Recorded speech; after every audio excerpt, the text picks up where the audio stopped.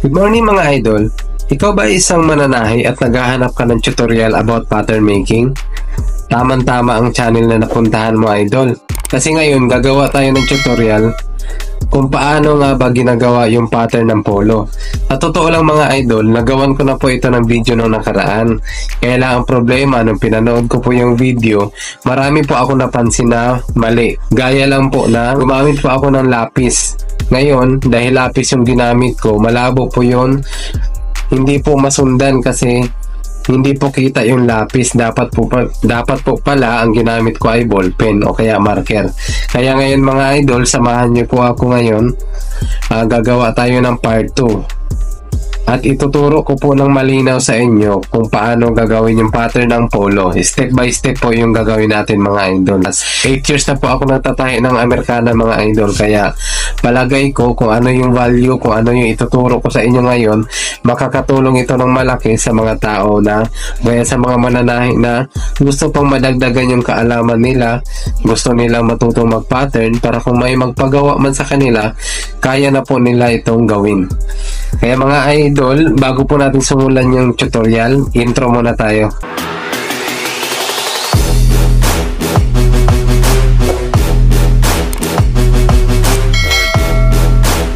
Mga idol, ituloy po natin yung tutorial.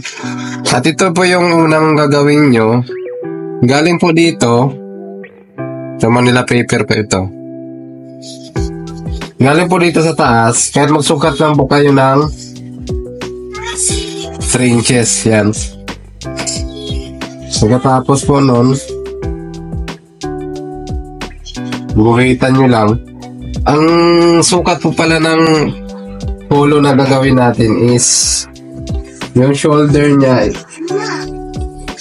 na 17, yung arm length siguro mga 8, arm bottoms mga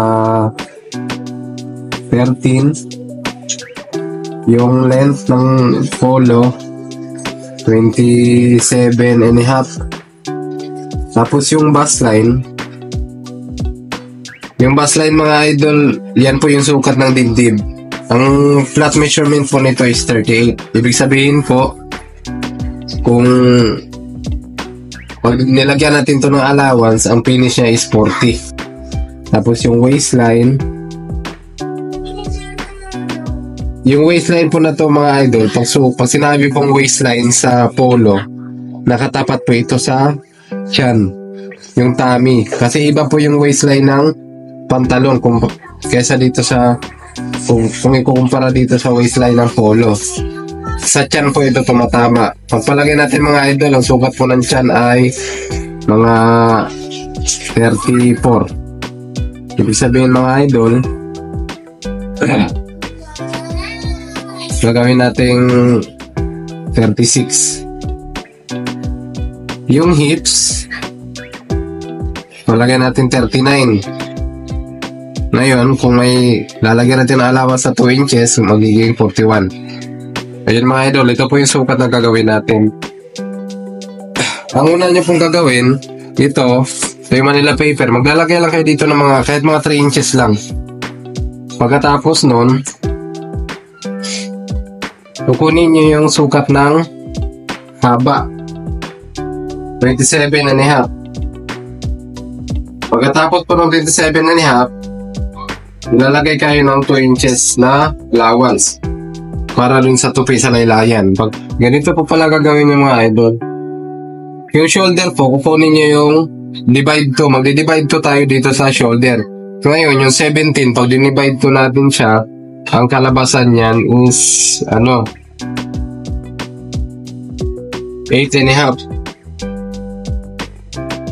po yan. Ngayon, yung sa bust line naman mga idol, mag-focus muna kayo sa flat measurement. Ngayon, ang flat measurement ng bust line is 38. Ito yung bust line mga idol ha. Ito yung bust line. 38 yung flat measurement. Ngayon, i-divide natin siya sa 4. Ang kalalabasan niyan ay 9.5. Yung mga idol ha, 9.5. Ngayon, Itong mga sukat ng finish, i-divide din natin yan sa 4. Ngayon, yung 40, ang divide 4 niyang 40 is 10. Tapos itong 36, pag dinivide 4 natin yan, magiging 9. Tapos itong 41, pag dinivide 4 natin yan, 10 and 1/4. Ang lakas ng bagyo dito sa amin mga idol. Pero tuloy tayo, walang makakapigil sa atin. Stop it. Get some help. Yun na nga, dito na tayo. Yung dito mga idol, blanco pa yan, wala pang guhit yan. Ngayon, ang una nyo iisipin kung ano yung sukat ng plot measurement ng dibdib ng bus line. Ngayon, ang plot measurement ng bus line is 38. Ngayon, kukunin natin yung divide 4 ng 38. Ang divide 4 ng 38 ay 9.5. Kaya automatic mga idol, 9.5. Wala na naman yung marker natin mga idol. Lapis na lang tayo.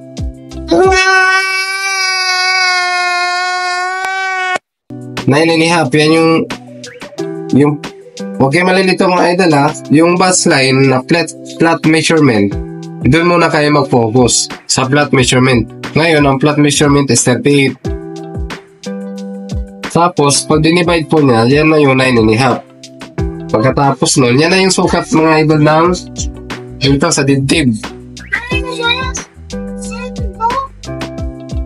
Yan.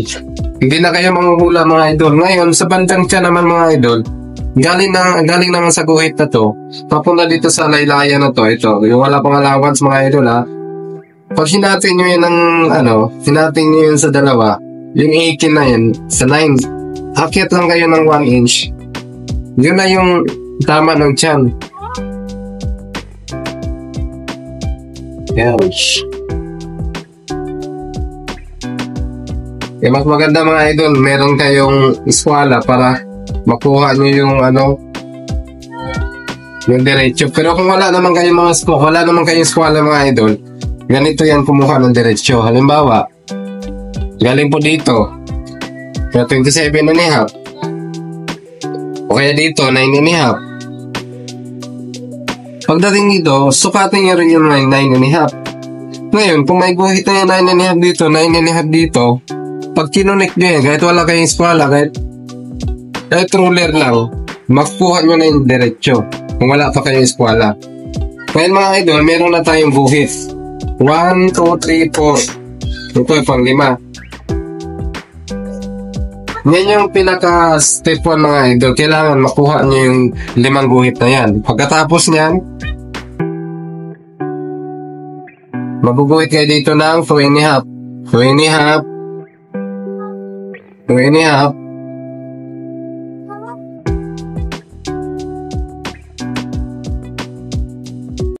Tuloy tayo mga idol.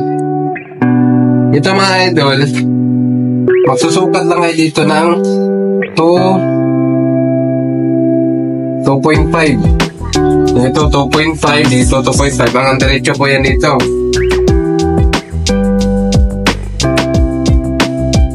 Pagkatapos po nun,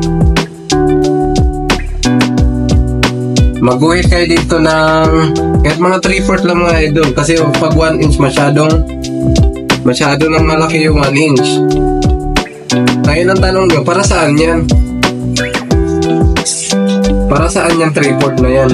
Ang sagot niya mga idol, dito po yung allowance nyo para sa overlapping ng botones. Kasi pag yung sa polo kasi mga idol, dito tatapat yung botones mga idol at saka ohalis. Kaya meron tayong allowance nito para meron siyang allowance. Pagkatapos po nun, dito na kukunin nyo na yung shoulder. Ang shoulder natin mga idol 17. Kaya pinadivide ko ng 2 kasi dito natin yan magagamit.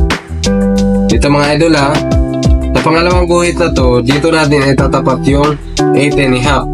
Ito, 8.5. Yan na yung shoulder. Tapos lalagyan natin ng allowance. Pagkatapos po nun, yung sa neckline mga idol, dito maraming nakakamali dito na cutter. Ngayon mga idol, ituturo ko sa inyo yung sekreto kung paano makuha yung tamang sukat ng neckline. No! God please, no! No! Dito ko na lang susunod mga idol ha. Pag yung bus line plot measurement is 36, ang neckline dito 3 inches. 3 inches yan mga idol. Kasi ganito yung mga idol oh. Ang 36, ang sukat ng neckline dito 3 inches. Ngayon pag 40 mga idol, ang sukat dito ng neckline 3 1/4. Ngayon pag 44 mga idol, 3 1/2. Nasundan niyo ba mga idol? Kung hindi nyo alam mga idol kung paano basahin yung tape measure, may tutorial akong ginawa dyan. Pwede nyo pong balikan yung videos na ginawa ko nung nakaraan para malaman nyo kung paano basahin yung tape measure. Pero ito mga idol, ito yung sekreto talaga. Yeah, boy. Para hindi lumaki yung neckline nyo. Pag 36 ang dibdib, plot measurement, 3 inches po yung sukat galing dito. Ngayon, pag 40 yung bus line plot measurement, magiging 3 1/4 po yung sukat nyo dito. So, balik tayo mga idol. Ang sukat po ng bus line natin is 38. Ngayon, dito ako sa 3 1/8. Yung mga idol, 3 1/8. Yan na yung sukat. Tara dito. Yan. Tapos, mga ganito sukat, tumakyat lang kayo ng mga 1 1/8. Pwede na yan. Tapos, galing po dito, baba lang kayo ng 1/2 inch doon.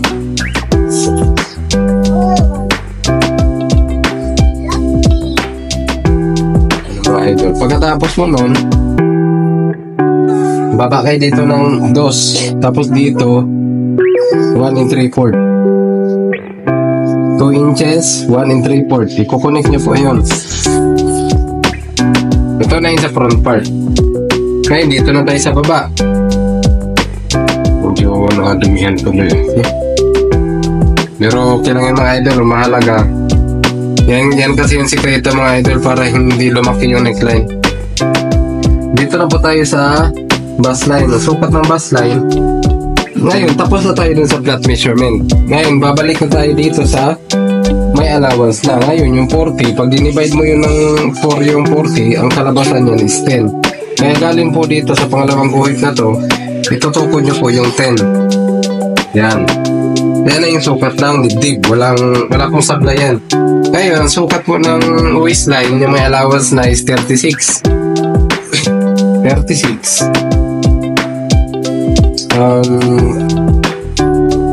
Ang 36 po ay i-divide nyo lang ng 4. Ang kalabasan niyan is 9. Yan po. Ngayon, may mga polo kasi na may mga pintak sa likod. Yun kasi yung pampaganda mga idol ng hubog dun sa likod ng polo. Ngayon, lalagyan natin to ng pintak. Ngayon, magdadagdag lang tayo dito ng 1/2 inch. Ito mga idol tandaan nyo, galing po dito sa waistline 36, nagdagdag tayo ng 1/2 inch para dun sa pintaks. Tapos dito sa hips 41, 10 1/4. Ito. Pwede na natin i-connect yan.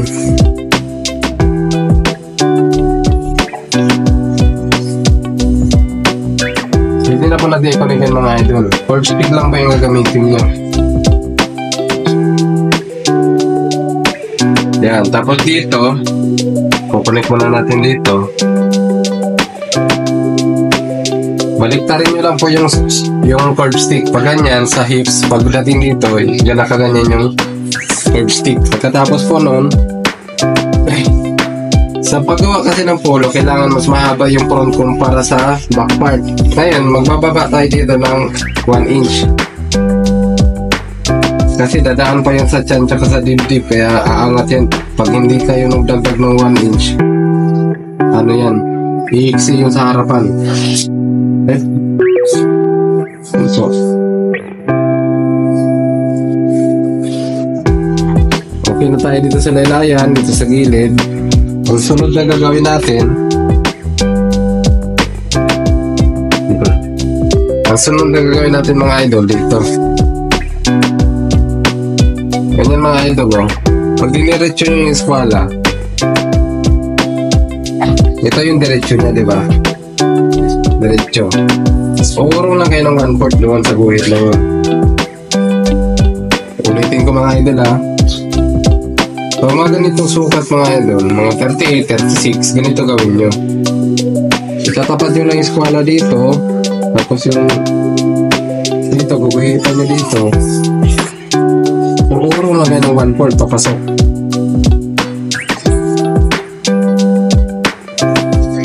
Yan na yun. Pagkatapos nun, ganun nyo na lang. Yun na yun sa back part. Ngayon, gagawa na tayo ng kukunin natin yun sa front part. Kailangan muna natin gupitan to.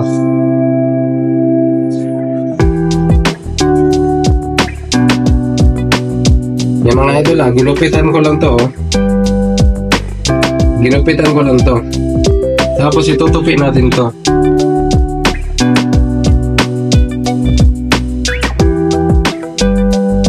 Pag natupi na natin yan, pag natupi na natin yung mga idol, guguhitan natin dito kung saan tatapat. Yan. Para hindi tayo manghula. Yan.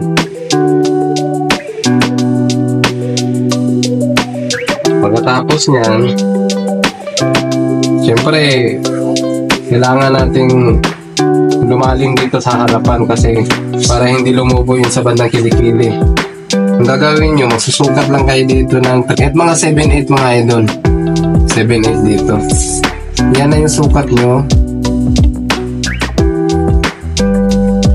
Dito sa palalim dito sa harapan. Mga idol. Kailangan kasi mga idol, malalim yung harapan kumpara sa likod. Tuloy tayo mga idol. Ngayon, ang kulang pa natin dito mga idol, kung yung sukat ng backyoke. Umbrella po yung kung tawagin ng iba. Ngayon, ang sukat ng flat measurement natin dito is 38. Ngayon, dito po yan. 38. Dito po yan sa 3 and 1/8. Kung paano po natin kinuha dito yung neckline mga idol, 38, 3 in 1/8. Katulad lang yan dito mga idol. Pag kinuha yung back yoke, yan, 3 in 1/8. Dating ko mga idol ha, i-re-write ko lang yung sinulat ko dito kanina. Tinanggal ko kasi marami tingnan. Ngayon mga idol, susulat ko lang yung 36, 3 inches yun. Yung sinusulat ko lang ito mga idol, dito yan ha, sa neckline. Para hindi lumaki po yung neckline nyo. Yung 40, 3 in 1/4. Yung 44, 3 and a half. Kayo na bahala nyo mga idol sa itong 48 mga idol, bihira na sukat na naman to, pero isama na natin. Ang 48 is 3 and 3/4.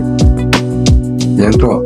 Ngayon, yun na nga mga idol, yung pagkuha ng backyoke, ito yung magiging guide nyo. Yung 38 na baseline natin kanina, yung 38, yung flat measurement, dito po yan tatama sa 3 and 1/8. Kung hindi nyo alam paano magbasa ng tape measure mga idol, balikan nyo lang po yung tutorial ko kung about sa tape measure. Malalaman nyo po doon. Ito yung sukat ng backyoke. Ngayon, para maganda yung kalabasan ng polo nyo, kailangan niya may pigain dito. Dito sa likod. Ito mga idol, oh. Ito. Kung gumagawa na kayo ng polo, familiar na kayo dito. Pero ito yung half inch na to, ito yung tinatanggal para maganda yung hubog ng polo dito. Ibig sabihin mga idol, pag ginupit nyo to, yung backyoke na to, ito dito, ito naman yung kadugtong, ito yung mawawala. Yan yung piga mga idol. Pagkatapos po nyan, kailangan mga idol yung sa backyoke, sundin nyo to. Kasi ito yung magiging guide nyo para makuha yung neckline naman pababa. Dito. Mga idol yan. Galing dito mga idol, bababa lang kayo ng, galing po dito sa back yoke na to, bababa kayo ng 3/4. Yun na mismo yung sukat ng neckline. Para hindi kayo magkamali, kasi pag nagkamali kayo dito sa sukat ng neckline dito pababa, may mga polo na pag natapos yung polo nagiging sakal yung collar kasi dito sila nagka-problema. Ngayon kukunin na natin yung sukat nito, tapat ko ng ganyan 3 3/4. Yan mga idol, 17. Yan yung tamang sukat ng collar sa ganitong size 38. 17 ang neckline. Ano pa yung kulang natin mga idol? Yung manggas mga idol, yun yung kulang natin. Kaya pag ginupit nito sa tela, ganito po. Diba? Tatandaan nyo mga idol, itong sa kilikili, meron na tong allowance. Yung tinuro ko kasi pag kinuha natin dito yung shoulder, naglagay na tayo dito ng allowance. Ngayon, itong sa front, ito wala pa tong allowance mga idol. Kaya pag ginuhit nyo to dito, lalagyan nyo pa to ng allowance dito kung gaano kalaki yung ilalagay nyo ng allowance. Pero madalas yan, 1/2 inch. Ganon din dito mga idol. Dito sa back part na to, wala pa tong allowance dito sa taas. Ganon din dito sa neckline mga idol, wala pa tong allowance. Yan, wala pa tong allowance. Nalagyan nyo lang to dito ng 1/4, okay na yun. Pero yung dito sa side mga idol, wala din tong allowance. Kayo na bahala dito mga idol kung gaano kalaki yung allowance na ilalagay nyo dito sa gilid. Kasi yung iba niyan 1/2 inch, yung iba 1 inch. Ngayon, sukatin muna natin yung armhole. Ang armhole nito is, paikot nyo lang ganyan mga idol sa back part muna kayo, ikot nyo lang papunta doon, tapos balikan nyo dito sa front. Tulad mga idol, 19 ang sukat ng armhole. Sa 38 yung bust line, tama lang to mga idol, yung 19 na armhole. Ngayon gagawin na natin yung manggas.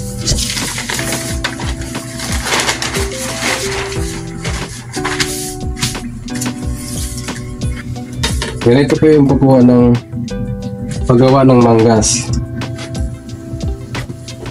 Ang armhole natin mga idol is 19. Ang arm length is 8. Arm bottom is 13. Yan yung mga idol yung kailangan natin sukat para makagawa tayo ng manggas. Ngayon, simulan na natin dito yung haba ng manggas, 8. Dadagdagan natin ng 2 inches para sa allowance.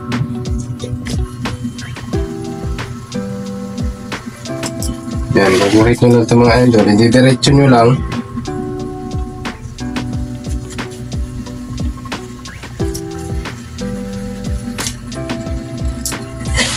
Pagkatapos po nun, kunin nyo dito yung 13. Yan yung sukat ng arm bottom. Ito, 13. I-divide 2 nyo lang yun. 6.5. Kaya nag-13 yun. Yung 19, galing dito mga idol. Kahit magsukat kayo dito ng 4. Galing dito.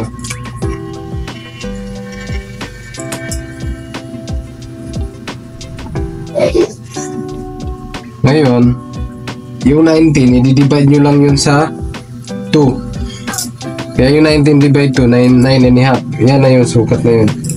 9.5. Guguhitan nyo lang dyan. Tapos, i-connect nyo rin ito mga idol. Lagyan nyo lang dito ng uka para may allowance para pagtabi. Yung 9.5 mga idol dito, hahatiin nyo yun. Kaya ang kalahati ng 9.5 is 4 3/4. Yan, maglalagay kayo dito ng half inch. Mga idol ha, hinati nyo lang yun, tapos half inch dito.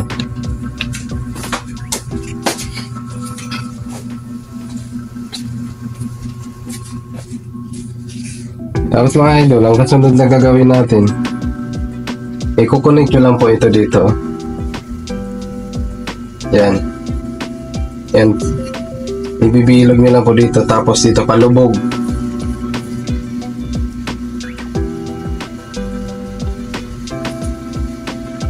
Itong half inch mga idol sa gitna, yan yung maging guide nyo. Yan mga idol, nakuha nyo po. Galing dito, pabilog lang kayo, tapos half inch dito. Ito yung target nyo, tapos palubog ng ganun. Pagkatapos, ito yung back part. Ngayon, kailangan kasi sa front part, palubog din. Yan. Sundan nyo ba mga idol? Yan. Ito yung back part. Ito yung front part. Para hindi lulubo yun sa bandang kilikili nyo. Yan na mismo yun. Ito na yung manggas natin. May allowance na yun sa taas. May allowance na rin to dito mga idol ha. Dito lang yung wala. Ilalagyan na rin natin. Lalagay tayo dyan siguro ng 3/4. Yan, ganyan. 3/4 or 5/8.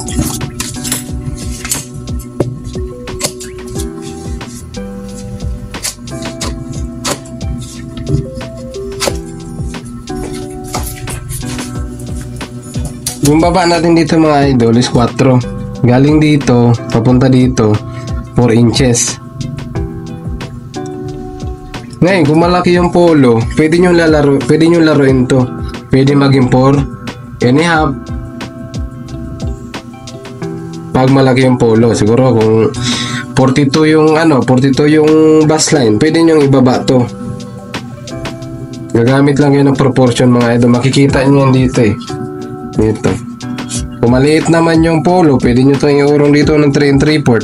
Pero dyan lang yung naglalaro mga idol. 3 3/4, 4, 4.5. Pag malaki yung polo, di dadagdagan nyo lang. Mga idol, natapos na natin yung pattern ng manggas. Ngayon, ito yung pattern ng front part at back part.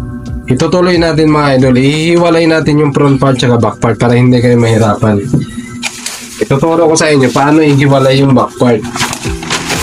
Kasi pag hindi pa kayo sanay mga idol sa pag-pattern, kaya paggawa ng polo, malilito kayo dyan. Kasi dun sa ginawa natin, magkasama yung front part at back part. Ngayon, ituturo ko sa inyo paano ihiwalay yung back part dun. 3/4. Itatapat nyo lang dun sa gilid ito.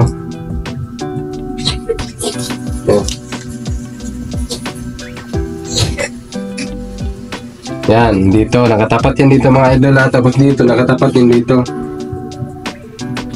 Dito mga idol oh. Sa pangalawang guhit.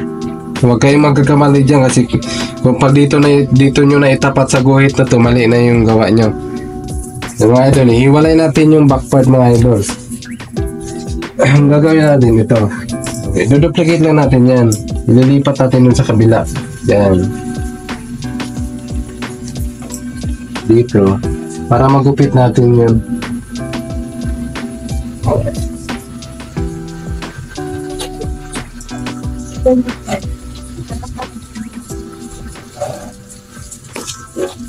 Ngayon dito naman sa laylayan mga idol,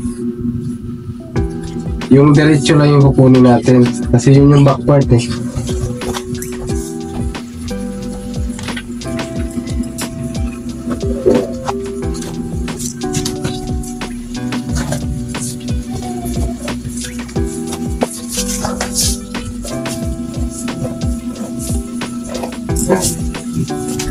Tapos yung sa mga idol sa back yoke, kukunin natin yun.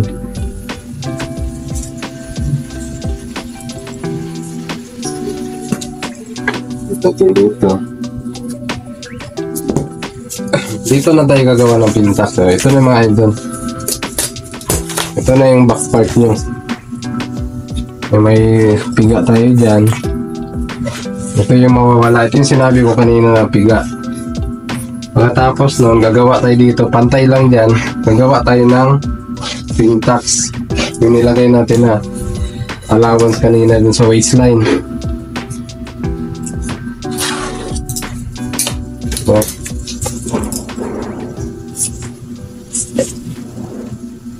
half inch dyan, half inch yung dito.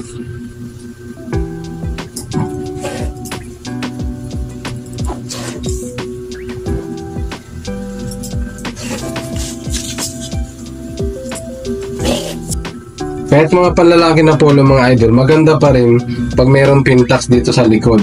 Kasi, ano yun siya, dagdag forma yun. Kumbaga, pag nakatalikod po yung magsusuot ng polo, maganda siya tignan pag nakahulma yung dito sa likod. Ito naman yung nagagawa ng pintax sa likod. Pero yung mga pang estudyante lang na polo, hindi na kailangan ito. Kasi yung mga estudyante, hindi naman maarte yun eh. Ito mga idol. Ito mga idol pag ginupit nyo sa tela to, ito, papel pa lang to. Pag ginupit nyo sa tela, dadagdagan nyo lang ito ng allowance. Dito sa shoulder. Saka dito sa neckline. Kasi wala pa itong allowance dito eh. Pero dito sa shoulder, meron na itong allowance na half inch.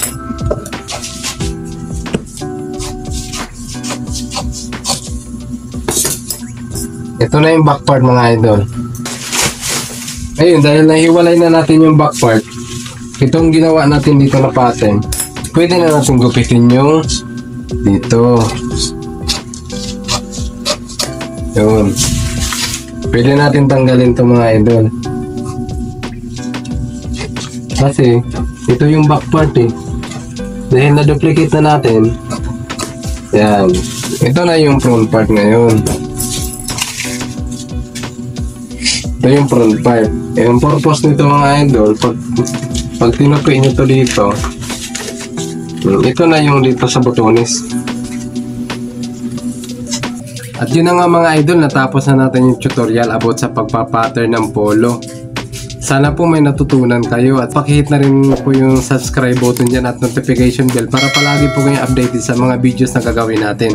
Paki-like and share na rin po para marami po tayong maaabot. Marami tayong matulungan yung mga naghahanap din ng kung paano magpa-pattern ng polo.